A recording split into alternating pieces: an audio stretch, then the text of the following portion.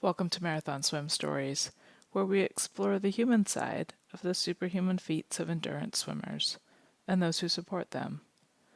I'm marathon swimmer and coach Shannon Keegan.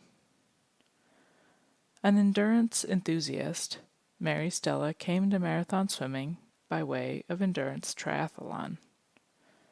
No stranger to suffering for 14 or 16 hours at a stretch, Mary isn't sure she's proud of her swimming accomplishments. Perhaps she just hasn't swam long enough yet. Coming to prefer the sensory deprivation of the water environment, it's the suffering she's really after. Truly, you've got to check out this episode. Enjoy. Hey, Mary, thanks for being our guest today. What's your story? So I actually learned to swim as an adult for triathlon. I kind of snuck in the back door of marathon swimming and no one's really noticed yet. How old were you when you started swimming?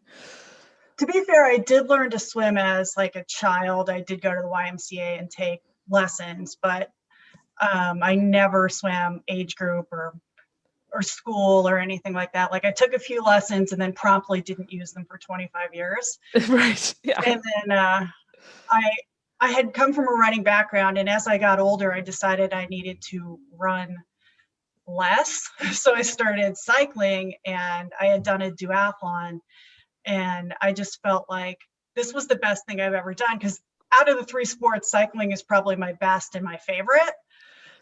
And I was like, I'm going to sign up for a triathlon. I know how to swim. And I did this triathlon like a month later and realized I actually don't know how to swim. I know how not to drown. So that was interesting. It probably took me, I'm not even joking, like 45 minutes to swim like 1,500 meters, I think an Olympic triathlon is. And it was very easy to find my bike when I got out of the swim because it's one of the only ones left. And, I finished that first triathlon and I was like, I have to learn how to swim. I'm never doing that again. So I really dedicated myself to actually truly like learning how to swim. And what was your age approximately? It was 2010, so I was probably 30. Okay. You're learning to swim at 30. That's great. Yeah. So, I had learned how to swim, and, I had friends that were swimmers or triathletes that had drugged me into open water, because I'm pretty sure I had only ever swam in a pool when I did that first triathlon. And, I did learn how to swim, and I actually learned to like love swimming. So that's a different thing. Most triathletes actually don't like to swim. So that's how I came to marathon swimming, was actually for triathlon. How did you learn to love swimming? I think I had been putting such a heavy load on my body doing, triathlon and like full distance triathlon for years. So I had had a number of cycling accidents. I've had broken collarbones. I've had my labrum repaired. I've had a broken wrist. I've had a broken foot. So I think in a way it was like I actually got in the water and things didn't hurt. So that was like, this is amazing, because at the heart of it, I'm really like a volume junkie. I love to overtrain. So I will do a lot of volume. Like I like that. And I felt like with swimming, it's so gentle on your body that you could really do a lot of it every day. And I liked that. So yeah, I really, I had worked up to like an Ironman distance pretty quickly in triathlon. And in swimming terms, that's a really short swim. It's only like 2.4 miles, which is totally out of balance with the rest of the triathlon. And so I had decided I was going to swim like a 5K. And that's not really a challenge if you're swimming 2.4 miles. It's half a mile farther. It's not great. So I had decided that I was going to swim a 10K. and there was a 10K in Lake George, and I had never swam in a lake like Lake George before because it's an enormous lake. So I had gone up there, and I felt like I had trained properly for it and everything, and like I knew what I was getting myself into, and I didn't really have any fear like surrounding not being able to do it.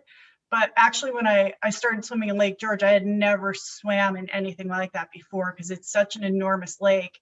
And they actually do a circuit course. So you go around the same course 4 times.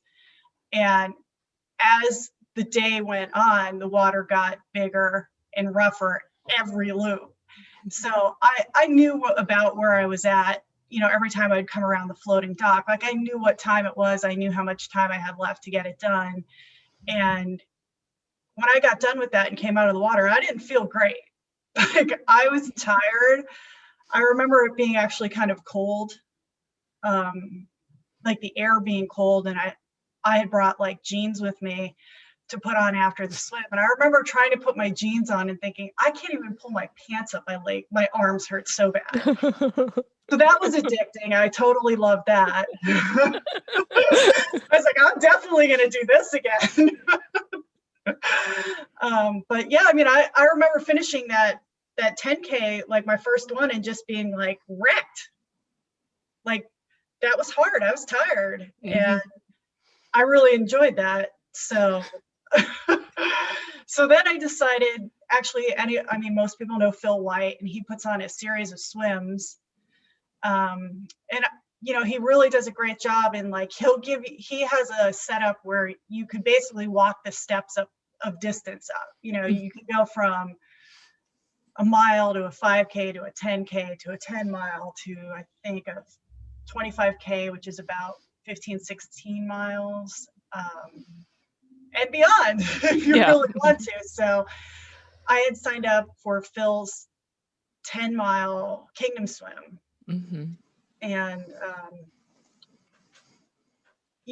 I decided there's actually a swim called the Potomac River Swim that's like 7.5 miles. So I ended up sticking that in between just because it was like a step up distance. And I just kept walking up the steps really. How was the first 10K? You couldn't pull your jeans up and you were like, yes, I love this. I need to do more of this. What happened after the Potomac River Swim? The next from doing long distance triathlon, I in coaching, I kind of knew what I was getting myself into in terms of time. So I knew going from like a 10K to like a 10 mile, I was only adding a few hours. So I wasn't that intimidated by the distance or the time because I had already done, full distance triathlon and been out there for 14, 15 hours. So I wasn't intimidated by the time so much or the distance, but I probably swam way more training than I really ever needed to do because I'm obsessive, honestly. And Phil's Kingdom Swim was, that was a good challenge for me at the time. Like I remember finishing the 10 mile and, being sufficiently tired and sore from it. So that was addicting. Sufficiently. There's such a thing as sufficiently tired and sore. I like this. Yeah. So you decided you definitely needed more sufficiently tired and sore. Right. I like to follow things down the rabbit hole for sure. I'm an all or nothing kind of person. I'm either all into it and completely obsessed, or I'm just not doing it at all. Right. I don't know what that says about me, but it's definitely true. What's the can you compare the difference between finishing like say an Ironman and a long marathon swim? Well, from my perspective, triathlon is, people think an Ironman is like the hardest thing you can ever do, and I don't agree with that at all. And people hate when I say that, but it's totally true. And the reason I say that is, to do an Ironman, you basically can be a very average athlete and complete it. Like the only trait you really need is, perseverance. You need to have like relentless forward motion, because the cutoffs are very generous. I mean, they give you like 17 hours. You could easily not bike very fast and walk the marathon, and you'll finish if you keep going. Mm-hmm. So in terms of that, I felt like, I think that's one of the reasons I really liked marathon swimming, is because, it was really hard for me not coming from a swimming background. Mm-hmm. I had done some swims like 8 bridges, and I don't, so the Hudson actually flows in 2 directions. So it's got a tidal switch, and, getting caught out in a tidal switch is very difficult compared to triathlon, where, you can't take a break. You can't coast on your bike. You can't walk. Like, you have to keep swimming against the tide, or you're going backwards and fast. Right. And, so I felt like marathon swimming was a much harder challenge for me. And I really will defend that that's true. Because if you look at Ironman or triathlon in general, just enormous amounts of everyday people are completing on it any given weekend. Or if you look at marathon swimming, there's only a select few of crazy people that will do it. I mean, I think you could be a very average swimmer and do marathon swimming. I don't feel like you need to be fast, because I don't really feel like that's in the spirit of marathon swimming. Like, it's kind of a sport of like, let's try to swim over there and see if it can really happen. Right. Yeah. So I think Yeah. that attracted me too, in a sense that, like, being an adult swimmer, I'm a very average swimmer. I will never win anything. And, but I'm able to hang out there forever. I've got an all day swimming pace, Mm-hmm. and I like it. Yeah. Like being out there all day. That's good. Tell us about learning, I guess, finding Terry. I want to hear So about that. when I started swimming, when we had done that 10K, there was a group of us that had been training for it together, and all went up together and did it. And pretty much most people checked out after the 10K. They were not going to swim any further than that. And a friend of mine that was my training partner had taught total immersion. And we decided that, if we were going to continue to swim, we should probably go to total immersion and like have our strokes looked at and stuff, just because we're putting such a huge load through it over hours and hours. And, I had met Terry Laughlin and just absolutely fell in love with him, because he was the perfect coach for me. And I say that meaning that there's a lot of different styles of coaching, and that was what I needed. Like, I was ready for the lesson, and the master had appeared. So, I think he was very good at understanding how people learn. And I think that's the biggest challenge with adult swimming, is people have in their mind what they're doing, and it's not what they're doing. And you can't convince them otherwise, unless you like show them a video of like, you're not doing this. They will not believe you. Because I've taught some triathletes to swim, and it's not easy. Yeah. Right. Like people that I know that grew up swimming as children, I can't attest to that because I didn't really do it, but like, they're excellent swimmers, but they can't even really tell you what they're doing. Some of them, like, they know what they're doing and their technique is perfect, but to try to translate it to someone else is very difficult for them. And Terry really understood how people learned. And I was pretty obsessed too when I went to see him. So I really stopped what I was doing and like, he had given me a bunch of drills and stuff. And like, I literally did like a lot of drills at the beginning of any given practice. And I stopped and was using like a tempo trainer and was like swimming 25s. And then after a long time, I moved up to a 50 because I was just like nuts about it. But, he was really instrumental in my deciding to marathon swim, because, I feel like he gave me, the gift of confidence in that. I had done Kingdom Swim, I think, by the time I had already started going there and met him. But, when my first Ironman I ever did was in New York City. And at that expo, I had met what was called New York City Swims at the time. And I had lived in Manhattan when I was younger, and I didn't know anything about marathon swimming. I didn't come from swimming background. So I had met New York City Swims, and they were telling me about all their different swims and the swim around Manhattan. And I just became obsessed with that idea. I was like, oh my God, someday I really have to do this, like when I'm done with triathlon. And so the seed was already planted and in the back of my head for a while. And, I think I had conveyed that to Terry, and he was like, oh, you've already done a qualifier for that. You could definitely go swim around Manhattan. And I just thought he was out of his mind when he had told me that. I was like, it's 28 and a half miles.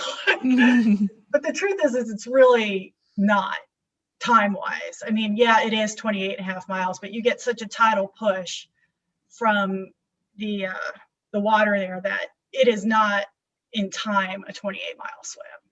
Mm-hmm. And I had begun to realize like how much time I had spent swimming like the 10-mile or the Border Buster or something before I had done that. And I was like, oh, it's there. Like I can swim that long. So I had applied to do 20 bridges and got in, and then I was like, oh my God, what have I done? But honestly, I think that's my number one favorite swim. I will never regret doing that. I think everyone that marathon swims should do that swim. It's the most fun swim I've ever done. Maybe part of it was having lived in Manhattan, so I knew exactly where I was the entire time, and I really enjoyed that. I like urban swimming too, though. Not that I don't like a desolate lake, but like Three Rivers in Pittsburgh was also a really amazing swim because it's an urban swim. It's fun swimming by things and getting a unique perspective on a city where, very few people will ever see a city that way. Yeah, true. So true. I can't wait to do Manhattan someday. Tell us a little bit about what made it your favorite swim. Like, what was it like? You said you were really nervous when you got there, and then what happened? I think I was more nervous like training for it than actually doing it. I think by the time I had trained for it, I had already resolved myself to the fact that it was going to be fun. But I had a great crew for it. I know a lot of the New York open water people, so it was really just a very fun day. My crew was hilarious. And I think I just took it all in actually when I was swimming, because I have the ability to be very focused on what I'm doing. And anyone that is kayaked or crewed for me can attest to the fact that even trying to get my attention, I'm usually like zenned out. Like you can't even get my attention. Or, people will stop me to give me a feed and I'll be like, I can't believe 30 minutes went by. So, I feel like when I did 20 bridges, I knew just because of the cost of 20 bridges, I knew I wasn't going to do it again. Or if I did, it would be a very long time before I did it again. Mm-hmm. And, I just really was in the moment with that one of I'm swimming under the George Washington Bridge. This is amazing. So I loved it. I think that's a must do for anyone. Tell us about the swim you're most proud of. Yeah, that's a tough question because I don't really feel like pride, I'd say, so much about my swimming. I feel like that's a good question.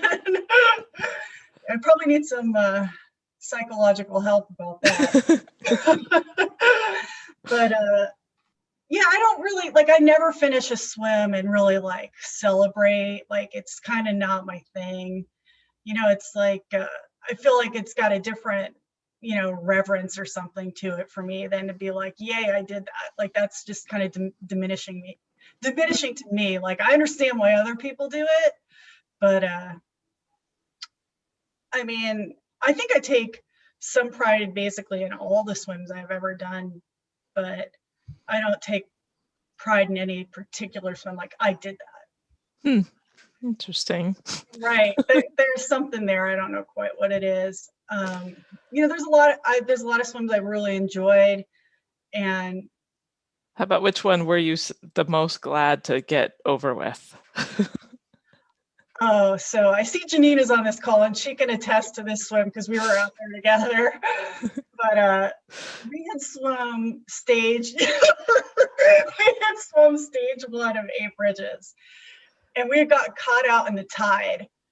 And I had a kayaker who had never kayaked before. He was like just one of Dave Barra's buddies that he kayaks with. So I had swam, I don't know how many hours, maybe 8 or so. And it's a 20-mile swim. I was probably at like 19 and a half miles. And anybody that swims 8 bridges, you can see the bridge from like 5 miles away. That's the So worst. people think, oh, yay, I'm like a half an hour out. I'm going to be done. And you're like hours away from being done. And then the tide, so I didn't really know that much about marathon swimming at the time. And I'd never swam against a tide like that. And I thought, oh, I'm going to be done soon. And then the tide had switched and it was like, you're not going to be done for a while. And the kayaker is like, because I was like really struggling, they push you along the riverbank to get you out of the tide. They try to put you in an estuary to crawl along the, which is disgusting because I love the Hudson River. It's one of my favorite places to swim, but that particular section of the Hudson River is rough.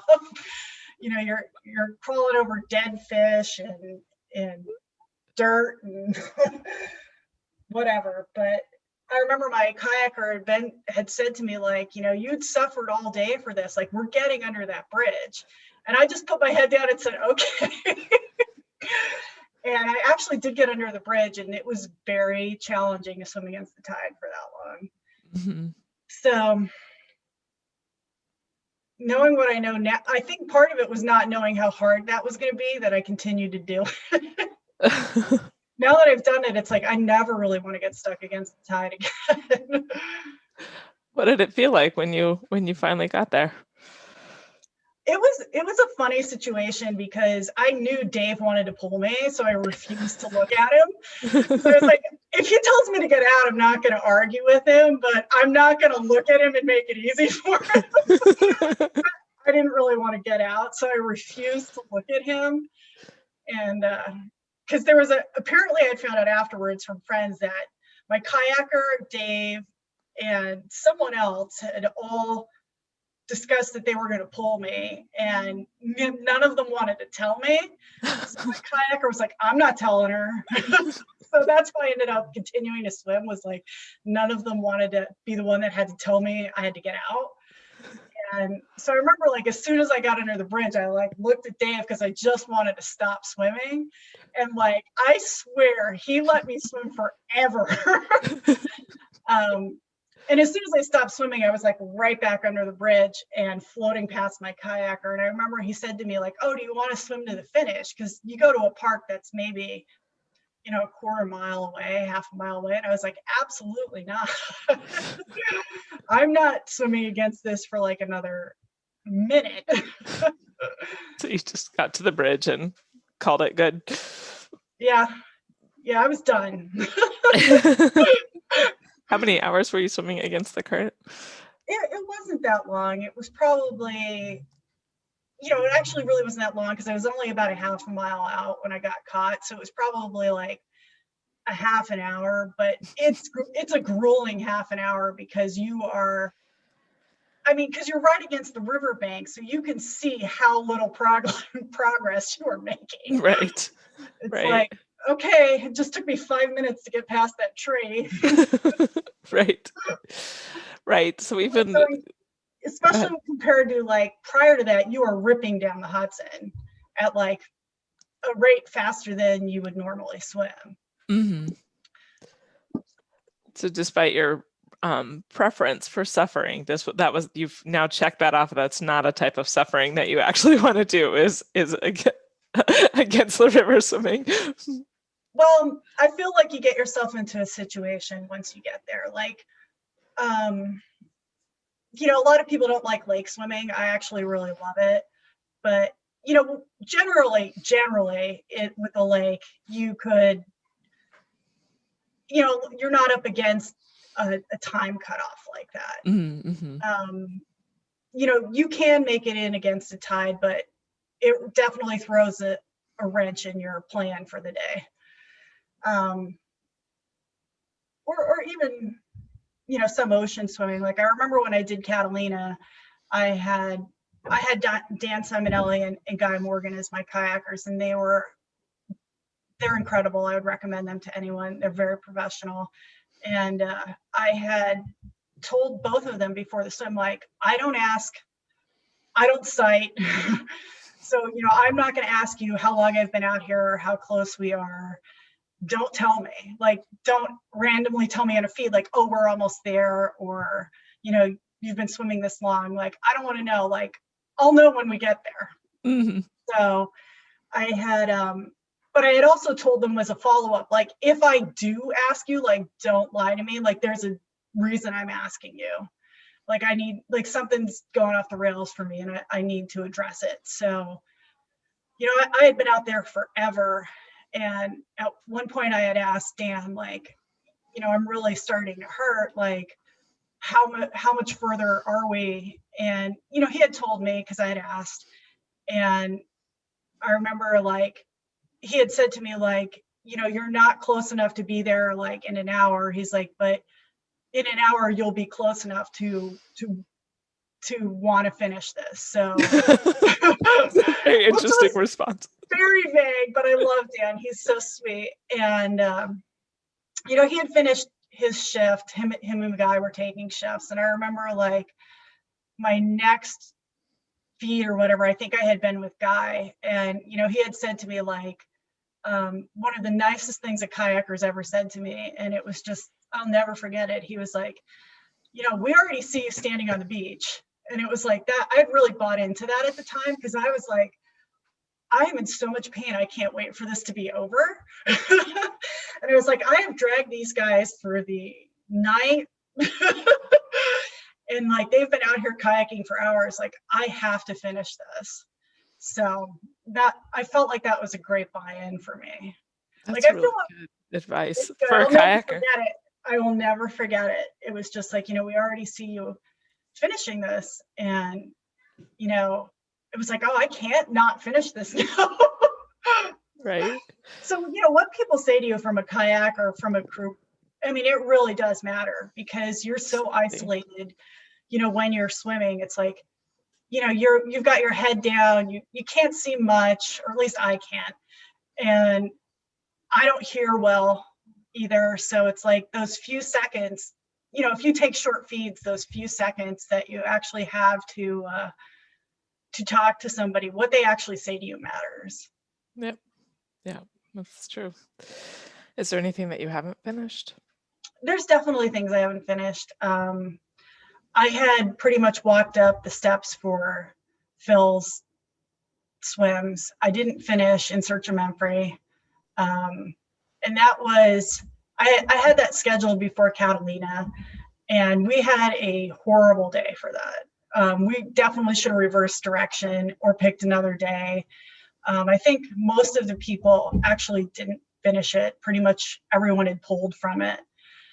And I remember being out there, and I think at the time it might have been one of my longest swims, and I knew how far away we were from the finish and how much longer I would have to be out there.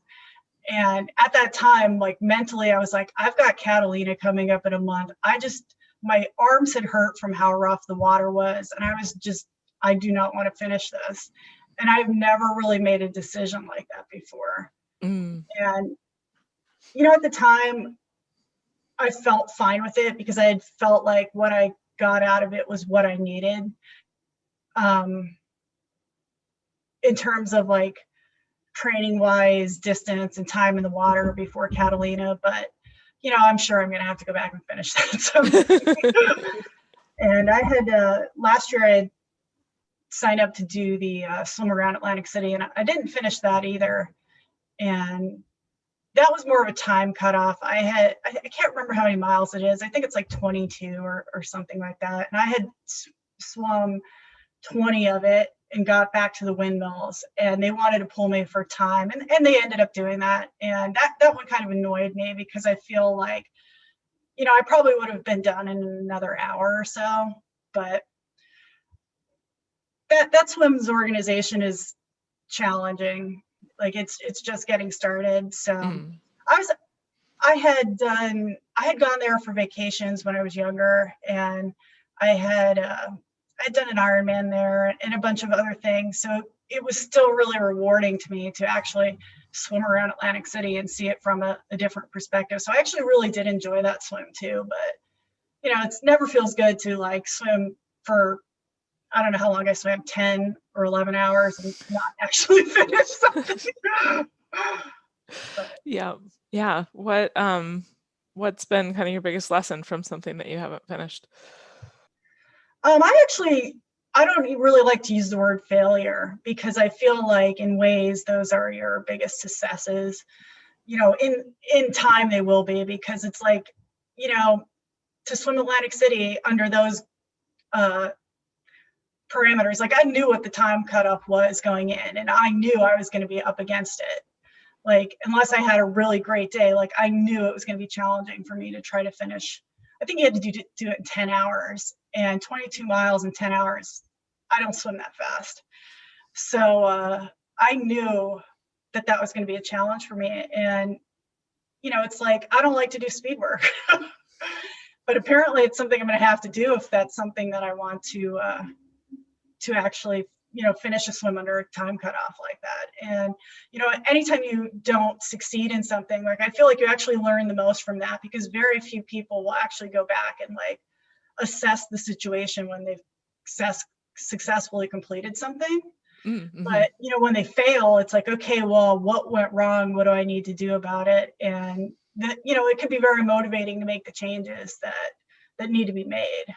Mm-hmm. So Yeah. How do you handle hard situations? I mean, I think it depends what it is. Like I actually like going long. Like I know a lot of people say to me, like, how can you possibly swim for that long?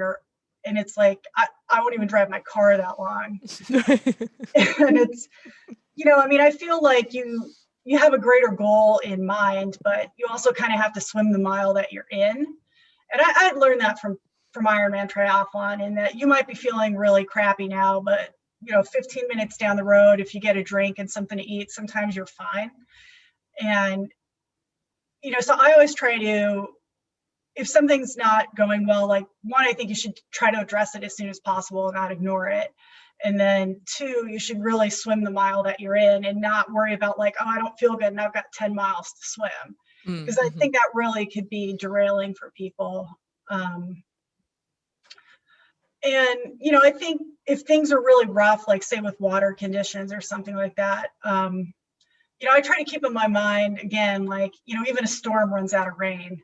So it could be like this all the way to the end, but it could be done in like 5 minutes. Mm-hmm. So it's more about just like left, right, repeat as needed until finished. I've learned a lot of that just from triathlon, so I don't feel like I struggled with that so much with marathon swimming. Mm-hmm. It's not the enduring that gets you. What you've said a few times when you're kind of recapping a swim, like like the hurt, the pain. Is there something specific that is hurting, or is it? I mean, I like to say my everything hurts when you definitely get to that point, but I like to complain about what I call my stick arms, and I think that's having not come from swimming. I again, having come from like full distance triathlon, like I was used to putting a 14, 15 hour load on my body, but I never swam before. So, my legs, I feel like, were much stronger than my arms. And I always, like when I did 8 bridges or maybe even Scar, like I complained every day about how bad my stick arms hurt. No one cared. Everybody was just like, yeah, swimming. Yeah. They're like, keep going. So I feel like that was what I meant. And like people think like you could just make an easy transition from triathlon to swimming.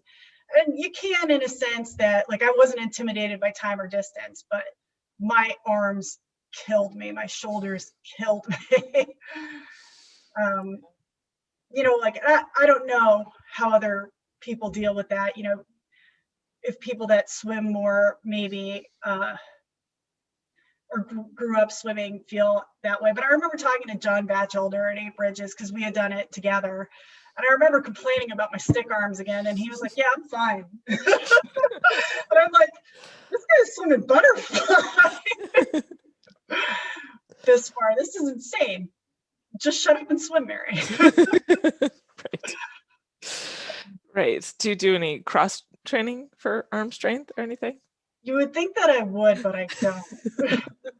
No, I think more of that is just, I did do some, like, I would call them more of like rehabilitation exercises, just because you're pulling your shoulders forward so much with swimming, just to try to like fix my swimmer's posture and my neck a little bit.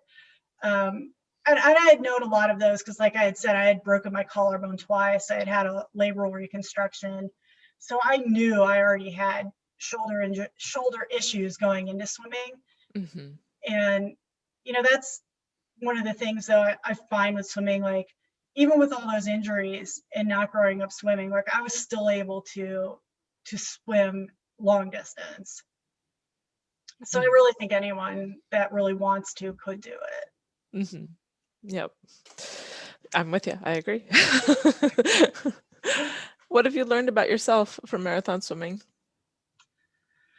I feel like any kind of endurance activity, really gives you your strengths and your weaknesses. And, it's a matter of playing to your strengths and trying to mitigate your weaknesses. And, for me, I feel like coming from an endurance background, I already had that mindset. So I had coached CrossFit, and I had coached CrossFit endurance for this man, Max Wonderly. And at the time I did not swim, but I did for triathlon, but I wasn't a swimmer. And he actually has the Guinness Book of World Records for being the youngest person to swim around Manhattan, or at least at the time he did. I don't know if he still does. And I just thought he was like a god. I was like, how do you do that? How do you swim around Manhattan? And he was just like, it's 90% mental and the other 10% is mental. And I was just like, that's a nice thing to say. Okay. He's such a great swimmer. I can't believe he did this. And, I didn't really believe it at the time, but now I totally do believe it. And, he had told me, like, there is few people in the world that have the mindset to do it. He's like, it's not really something you could teach people. It's something they have to like learn themselves. And, the mental mindset for it is either your biggest strength or could be your biggest weakness on any given event. So, I feel like that was kind of a strength for me, was that I had already known how to stick out there, because a lot of marathon swimming is just staying out there. But you didn't know anything specifically about yourself in marathon swimming, from marathon swimming? Yeah, I feel like I'll stay out there as long as it takes sometimes. It does bring out your weaknesses of, that's actually why I feel like kind of obsessed with it, is especially swimming, because I have come from other disciplines, like I said, triathlon and cycling and running, and swimming's so isolating. You're really in your own world. You can't see that well. You can't hear that well. You're out there by yourself. You do have like a kayak or a crew with you sometimes, but you're much more by yourself compared to running, an Ironman or a marathon. And I actually really like that, because I feel like for me, it really, darkens out the world, and you've got to meet yourself in a new way. And that's one of the most exciting things for me, like crewing for other people, is when I know they're going to do that, because I love that, where, your mind at, let's say, mile 2 of a swim is not your mind at mile 18 of a swim, especially if you've never done it before. And I feel like, you've got to meet your demons sometimes, of like, this is the best of me and this is the worst of me, and how am I going to deal with that? It shows you who you truly are. And you've got decisions to make based on that information. So I love when people do swims that are like truly challenging for them, and I know that they're going to see themselves in a new way after that. And I really feel like it does change you, and you are a different person after things like that. Which swim changed you? Which swim made you feel like a different person afterwards? That's a good question. I don't know. I'd probably say that the very first swim when I swam around Lake George, because I feel, that was the first time I really ever understood marathon swimming and how hard it was. Because I feel like it's harder than some of the other endurance things that I've done, and maybe that's because I don't come from a swimming background.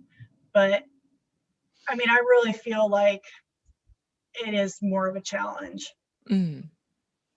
I think it was, and I think, like you said, that first swim, it changes you, but and you kind of either get the bug or you're that person that's like, okay, I'm gonna go back to the 5K, right? Yeah, and I mean that I'm totally fine with that. Uh, but it was like it really had encouraged me to, and I give Phil Wyatt credit for that. He really has a lot of accessible swims, where Yeah. I didn't have to go from 10K to 20 miles. Right, yeah. So like for me, it's like, okay, I knew I could do a 10 mile and add a couple hours, or I knew I could do the border buster and add a couple hours. Hmm. And, I feel like he is very supportive of people swimming and puts on, really low key events, which I actually kind of also enjoy. Right. And that was another thing I think I'd really fallen in love with marathon swimming is like, I just swim around Manhattan and no one cares. Right. Like, Yeah. it was me and like a couple people that knew about it. And it was like, the best thing where I had done Ironman, and Ironman's a little ridiculous. It's kind of like a circus. Yeah. It's a traveling circus really. And, Yes. there's a lot more people that do it, and you finish an Ironman and they literally, when you cross the finish line, they tell you like, you're an Ironman, like that means something. And I mean, I guess it does, but I just got tired of the circus, I feel like. Hmm. There's a lot of energy that circles triathlon, and I mean, I give it credit. I don't think I'd ever do marathon. Obviously I never would have done marathon swimming if I didn't learn how to swim for triathlon, but I think I just got tired of the big events and 2,000 people and, Yeah. and that whole scene. Yeah. As a coach, is there a tip or anything that you give someone? We've already established that swimming is 100% mental. Is there a tip or anything that you give someone to help them kind of learn that endurance mindset, or do you just kind of figure they either got it or they don't? I feel like the greatest gift you can really give anybody as a coach is belief, because I feel like there's people that I've coached and a lot of them will come back to me and be like, oh, I never could have done this without you. And it's totally not true. Right. I mean, it's sweet that they say it, but it's totally not true. And I think they truly believe that. And, it's not just like a nice thing that they're saying to me, but it's like, some people like have maybe, a confidence issue in whether or not they can do something, and like just someone believing in them to actually be like, yeah, you can do it. And I mean, to be fair, I do believe that they could do it. Mm-hmm. That's like one of the greatest things that you can give someone. Just believing in them, for sure.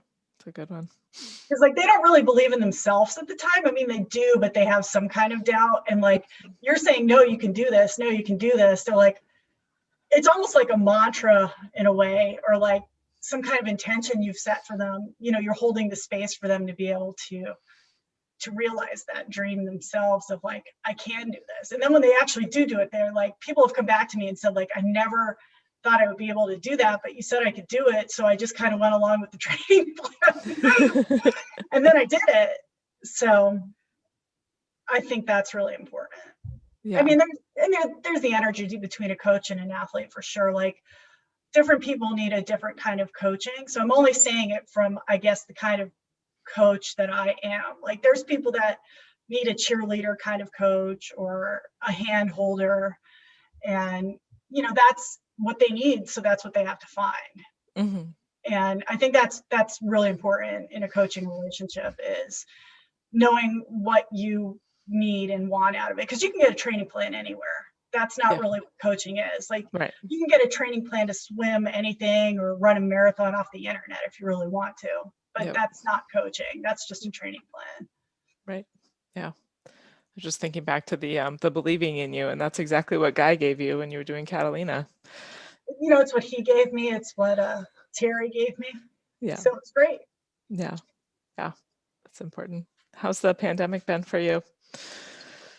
Well, I'm treating the pandemic as like an endurance event where there's Yeah, no ripcord and just exactly. trying to ride it out. But in some ways, it's been really good for me in that it's allowed me to take the time to do different things with my life and not have such a driven focus on events that I had or something like that. So I mean, I still swam during the pandemic, but not at like the level of training that I had done before. And I feel like this year or maybe next year, depending on when this thing ends, like really ends, will be an interesting year because I actually took time off in a way to like get recovered and rejuvenated, which I feel like for me personally, like when I'm in an endurance situation, like it's always like, okay, well, I did that. What am I going to do next? Mhm. And it's like I feel like I was in a constant training mode, and it's one of the first times in my life I've actually taken time to rest and relax and recover. And I just think from like a performance standpoint for a lot of people, I think a lot of people are going to put down really interesting swims this year as a result of being recovered and maybe discovering more of a passion for something that they were just kind of doing on just out of habit. Mm-hmm. Like, this is what I do. Mm-hmm. Yeah. Yeah. I know what I mean. What motivates you to keep going? I'm crazy. Yeah, I really enjoy endurance sports, and not just like my own participation in them. Like, I will watch anything that is an endurance sport. I will watch rowing, I will watch cycling, I will watch running, I will watch swimming. I just truly love it. So I think that's why I continue to do it, is I really do love it. Yeah. I prefer to think that we're curious, not crazy, but Well, yeah, in the sense that there's something about endurance and the human spirit for me. Like, I feel it's almost like some kind of spiritual journey that I'm fascinated with. Mhm. Because like I've said, like I'll watch endurance rowing events, like where people are rowing across the Atlantic, and be like, I know nothing about rowing. I've never rowed, but I like watch it every day. Like, oh, how far did they get? Oh, what's going on now? It's the most compelling story to me. And I mean, I love anything with cycling. I will watch any cycling race. And I think that fascinates me. Like, especially people, like I take a lot of inspiration from people that are maybe out there the longest. Like, they'll never win anything and they still do it and won. And there's been times where I'll finish or people will finish and people are gone. Like, and it's why did those people keep going? You know what I mean? So there's more to it than just an event. Like, there's something to it. Mm-hmm. And I love that. I feel like it's, I mean, I think in any kind of major religion, like there's some kind of path of like suffering towards like some kind of spiritual enlightenment. And I feel like in a way we've kind of, at least I shouldn't speak for other people, but I feel like that's kind of what it is for me. Do you know what I mean? Mm-hmm. I don't really know what else to say about that.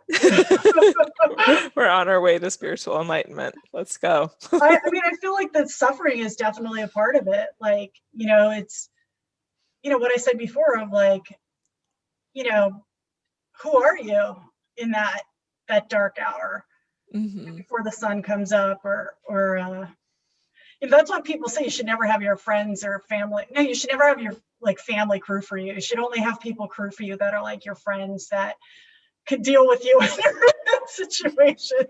Right. Because you could say truly horrible things to like crew members, and like if they're swimmers, they're kind of like, yeah, okay, I know that pain, just like roll off their back. But then I've had people crew for me that are like, closer to me than that, and it's like, they don't forget what you've said. So there's that. What advice would you give to a aspiring marathon swimmer?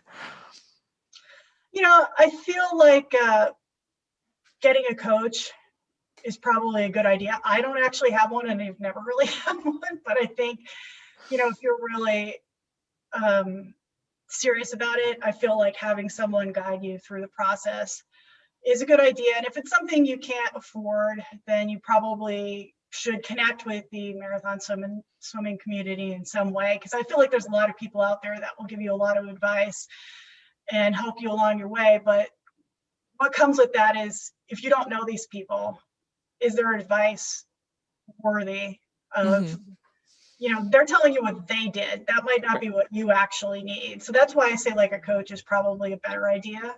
Because I feel like there's a million roads to get to any destination, and every person's going to take a different road there. And just like following a cookie cutter kind of plan to do that might not be in your best interest, because everybody's got different strengths and weaknesses of what they need to work on for accomplishing any goal. Yeah, that's good advice. Thank you for being our guest today, Mary. Thanks for having me. I love hearing It's your like story. therapy. I'm so sad that we haven't uncovered why you don't feel proud of the swims that you've done. I think maybe we need to define pride so that we can really get into it. I definitely have weird things with that. Like, people say, like, people that I've met will be like, "Oh, you're a swimmer," and I'm like, "Am I?" Like, I don't even identify myself as like such things sometimes. Like, I don't know if I just don't like labels, or I have weird associations with words, but it took me, until it's been just in the last, I appreciate that, just because I have trouble with labels. And it took me a really long time to accept that I was a swimmer, and I grew up swimming, but it wasn't until, like, I don't know, someone with regard to coaching, I was like, gosh, I think I'd really love to coach people. It just inspires me so much to really help people achieve something that they never thought that they could. And they're like, well, why don't you? Or, or like, what do you think you need to do that? And it's like, oh, well, I guess, I do have a lifelong experience. I have been, let an age group, whatever, like when you put it all together, but you have to like stop and think about it. And yeah, that's true. Like, I feel like coaching or training, it's like you should really be, I feel like energetically you should be working with someone, training with someone that's about your pace, but you should also be like training with people that are way better than you, and people that you could also help. I feel like you really get the true experience if you're actually, doing that, because you're getting all sides of it, instead of just like, this person swims my pace, I'm going to swim with that. Like, if you're swimming with people that are better than you, they make you better. Or, if you're swimming with people that maybe don't have as much experience as you, you're giving them something. So I feel like you need to do all of the things. all of the time, for a really long time, to really get a good idea. It's true. Then we will reach spiritual enlightenment.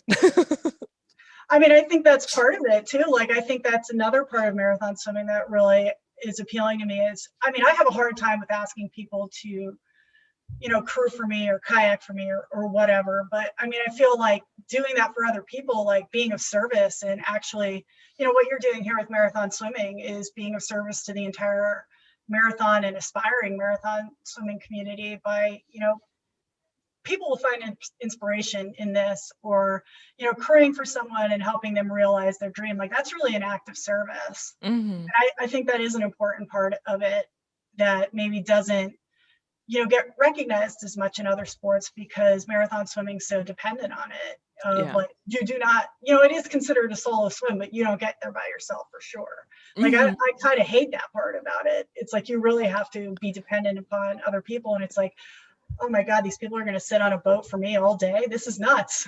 Right. Yeah. It brings up a really interesting point too, just about like the dependence and not liking it. Cause I'm in the same way, like, and asking people to help you and like all of it. It's really hard. Yeah. I mean, I know like most people that are marathon swimmers, like they actually do enjoy doing it. So Yeah. it's weird that I feel that way, but it's also kind of like, I cannot believe this person's going to sit in a kayak for 10 hours. That's insane. I wouldn't do it. Right. Right. So how do you think Iron Man got the circus? Because I mean, they get I mean, millions of volunteers to come out and support people to do something that, most of us wouldn't want to do. I feel like there are beautiful things about triathlon and Ironman for sure. It's changed a lot of lives. People do that and they have a new found sense of themselves, and they really give that off to other people. But I think it's just it's such an enormous brand right now, and it's not even that's a for-profit business, so Mhm. it's a very different vibe from marathon swimming, where like I said, you swim around Manhattan, you get off the boat, everybody goes their way, nobody cares. Right. It's just a different situation. It's much more of a marketing and branding thing. I feel like they've kind of done themselves a disservice, honestly, in my opinion, when they added half Ironman, because they've kind of dumbed down their brand. Before, Interesting. like, being an Ironman was kind of a thing when it first started. It had more of a purity to the sport. And like now it's just kind of like with half Ironman, it's like they've just brought a lot of people in that have changed the dynamic of it. Hmm. And it's not necessarily a bad thing, it's just a different thing. Right. Did they say you are a half Iron Man when you They finish a half don't. Iron They Man? don't. Fascinating. Well, as much as I'd love to get into the branding and marketing of endurance sport, we'll save that for a separate conversation. Yeah, Thank you. we're talking about triathlon. I'm losing your audience. Right. Like, nope. I think it's fascinating though, just some of the carryovers. Well, with like the endurance sport, because I've talked to other people who came from either cycling backgrounds, and for them it's funny that they're like, the time isn't the issue. It's not they're like, oh yeah, well, it's only like 11, 12 hours, like I'm used to doing that, but the swimming for that long. So it's fascinating. It's all fascinating to me. That's why you're doing this. That's why I'm doing this, exactly. And like you were saying, I love talking to the people that just they're just in it because they're not in it because they want to win or finish or do a pioneer swim. They just love being in the water. I love it. Great place to be. Yep, exactly. And there's a lot of water in the world too. Awesome. Well, we just have a small group left, so we won't do meet your lane mates today. But thank you again, Mary, for your time. Thank you. It's been fun and therapeutic. They're feeling good. Good. Mission accomplished. All right, you guys. See you next time. Bye. Bye. I hope you enjoyed today's interview. Do you want to take Marathon Swim Stories with you? Subscribe on your favorite podcast provider. Want to connect with like-minded limit pushers? Join us for Marathon Swim Stories Live on Tuesdays at 5:30 a.m. Pacific, 8:30 Eastern, 13:30 GMT. Thanks for watching.